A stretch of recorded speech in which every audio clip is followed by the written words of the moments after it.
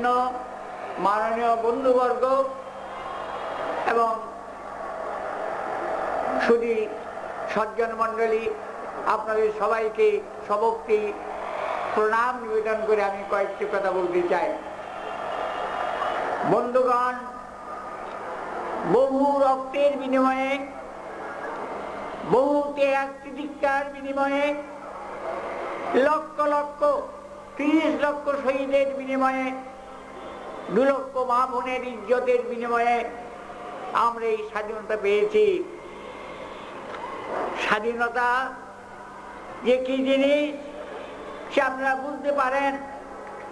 স্বাধীনতাহীনতায় কে বাঁচিতে চায় হে, কে বাঁচিতে চায় দাসত্ব শৃঙ্খল বলো, কে পরিবে পায় হে, কে পরিবে পায়। এমন একটা স্বাধীনতা আমরা লাভ করেছি। এই স্বাধীনতা রক্ষা করার দায়িত্ব আমাদের সকলের। আমি অভিনন্দন জানাই আমার বন্ধুবর আব্দুল আল হারুন চৌধুরী সাহেবকে, আমি অভিনন্দন জানাই দানু সাহেবকে এবং ডক্টর মাহমুদুর সাহেবকে, যে এমন একটা আন্দোলন তারা আরম্ভ করেছেন, এমন একটা এই স্বাধীনতা মেলার তারা উদ্যোগী হয়েছেন। এই স্বাধীনতা মেলার ভিতর দিয়ে আমরা ভবিষ্যৎ প্রজন্মকে আমরা স্বাধীনতামুখী করতে পারবো। অত্যন্ত দুঃখের বিষয়, বর্তমানে দেশের মধ্যে আমার তরুণ সমাজের মধ্যে যেন একটা অবক্ষয় আমরা লক্ষ্য করছি। এই অবক্ষয় যাতে দূর হয়, এই অবক্ষয় থেকে যেন আমাদের ছেলেদের, আমাদের তরুণদের, আমাদের যুবকদের, আমাদের মেয়েদের আমরা সঠিক পথে আচরণ করতে পারি, সেই উদ্দেশ্যে আজকে এই মেলা। স্বাধীনতার অনেক কথা আপনারা শুনেছেন, অনেক স্বাধীনতা সত্যিকারের আমরা পরাধীন হয়েছিলাম সেই পলাশী যুদ্ধের প্রান্তরে 1757 সালে। তারপর প্রথম স্বাধীনতা যুদ্ধ শুরু হয়, সেই সিপাহী বিদ্রোহ বলে ইংরেজরা যাকে নামকরণ করেছেন 1857 সালে।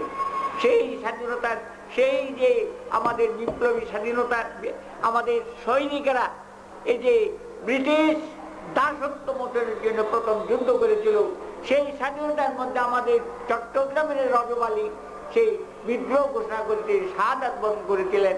আমরা তাদের ভুলে গেছি। আন্দোলন হয়েছে, লবণ সত্যাগ্রহ হয়েছে, ভারত ছাড়ো আন্দোলন হয়েছে।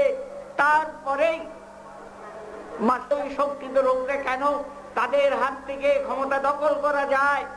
যদি আমরা মৃত্যুপণ লই, যদি আমরা মৃত্যুকে বরণ করতে প্রস্তুত থাকি, তাহলে সেই শক্তিধর ব্রিটিশ সাম্রাজ্য থেকেও আমরা ক্ষমতা দখল করতে পারি। সেই জন্য 1930 সালে 18 এপ্রিল মাস্টারদা একটা ডেথ প্রোগ্রাম নিয়েছিলেন, মৃত্যু কর্মসূচি।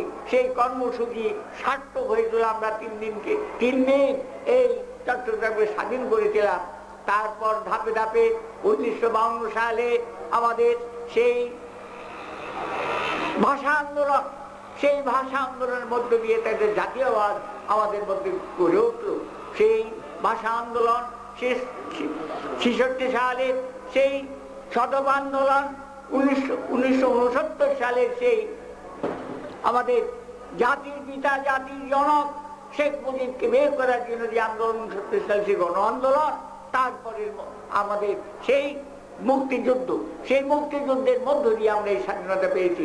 বন্ধুগণ, মুক্তিযুদ্ধের সময় প্রায় 1 কোটি লোক এদেশ থেকে চলে গিয়েছিল। আমি সেই যারা সে দেশে গিয়েছিল সেই সমস্ত শিবিরে, ক্যাম্পে স্কুল প্রতিষ্ঠা করেছিলাম এবং স্কুল করে যারা ছোট ছোট ছেলে তাদের লেখাপড়া শেখার ব্যবস্থা করেছিলাম। আর যারা 16, 17, 18, 20 বছরের বয়সের বয়স, তারা যাতে মুক্তিযুদ্ধের শরীক হয় সেই জন্য তাদের রিক্রুট করেছিলাম, মোটিভেট করেছিলাম এবং তাদের শিক্ষা দেওয়ার জন্য, ট্রেনিং দেওয়ার জন্য, সশস্ত্র সংগ্রামের জন্য ট্রেনিং দেওয়ার জন্য তাদের বিভিন্ন ক্যাম্পে পাঠানো হতো। সেইভাবে প্রায় 7 মাস আমরা এইভাবে মুক্তিযুদ্ধের সঙ্গে জড়িত ছিলাম। বন্ধুগণ, সে কথা বলার কিছু নয়। আসল কথা অপশক্তি এখন চাঁদিকে ছেয়ে গেছে। কিন্তু আজকের কাগজে বোধহয় আছে যে 11 জন তারা ডেথ স্কোয়াড, তারা এসে এদেশের যে শাসন ব্যবস্থা, এদের যে শান্তিপূর্ণ শাসন ব্যবস্থা, প্রধানমন্ত্রী মাননীয় প্রধানমন্ত্রী শেখ হাসিনার যে সরকার, সেই সরকার উৎখাত করার জন্য তারা ট্রেনিং নিয়ে কাবুল থেকে, লিবিয়া থেকে ট্রেনিং নিয়ে দেশে এসেছে, এদেশকে একটা ধ্বংস করার জন্য তারা চেষ্টা করছে। বন্ধুগণ, আরো আছে 200 কোটি টাকার অস্ত্র এসেছে, প্রায় 3 লক্ষ অস্ত্র। আজকের কাগজে আপনারা দেখতে পাবেন। এই কিসের আলামত? এই সম্বন্ধে আপনারা সচেতন হোক। আমাদের স্বাধীনতা রক্ষা করা প্রতিটি নাগরিকের অবশ্য কর্তব্য। বহু ত্যাগ তিতিক্ষার মধ্য দিয়ে, আমাদের 30 লক্ষ শহীদের মধ্য দিয়ে আমরা এই স্বাধীনতা পেয়েছি। এই স্বাধীনতা আমরা ব্যর্থ হতে দেব না। এই জন্য আমাদের শপথ নিতে হবে। আজকে আমাদের এই যে স্বাধীনতা মেলা, এই স্বাধীনতা মেলার উদ্দেশ্য হচ্ছে আমরা সঞ্জীবিত হব, আমরা উৎসাহিত হব, আমরা অনুপ্রাণিত হব এবং স্বদেশ প্রেমে উদ্বুদ্ধ হয়ে আমরা এই দেশকে সোনার বাংলায় পরিণত করব।